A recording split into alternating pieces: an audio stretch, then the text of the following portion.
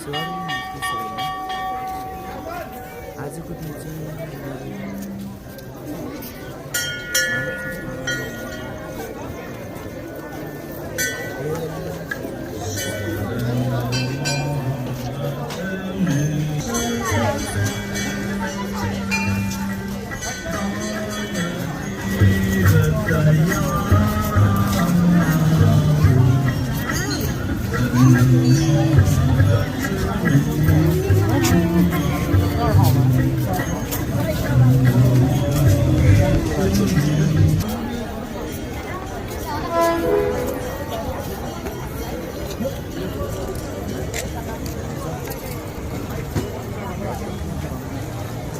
नानी लाइटर बुझाऊ। पैसा धेरै छ।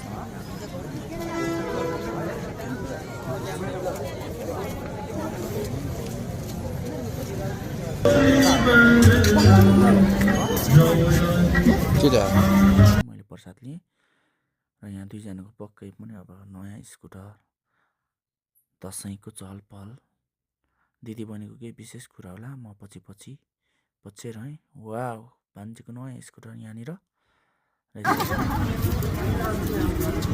अरिनाहरू के गर्ने हो?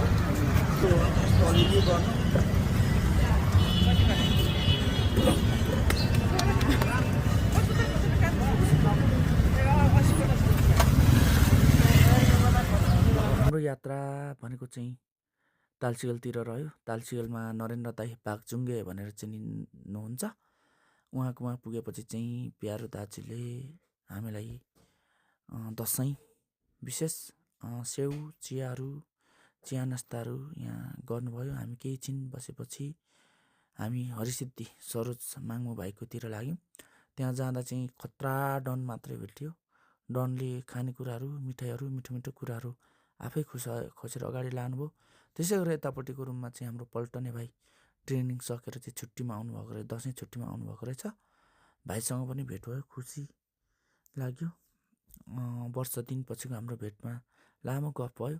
अब के गर्ने भन्दाखेरि टन्नै खाइयो, लोकल भाले खाइयो, के खाँदा चाहिँ अब पचाउने तरिका के हो भन्दाखेरि चाहिँ घाम ताप्दै बारीको डिलमा निस्केर मैले मादल बजाउन थालेँ। यो मादल चाहिँ तपाईँहरूले अघि पनि देखिसक्नु भएको छ टिकटक भिडियोमा।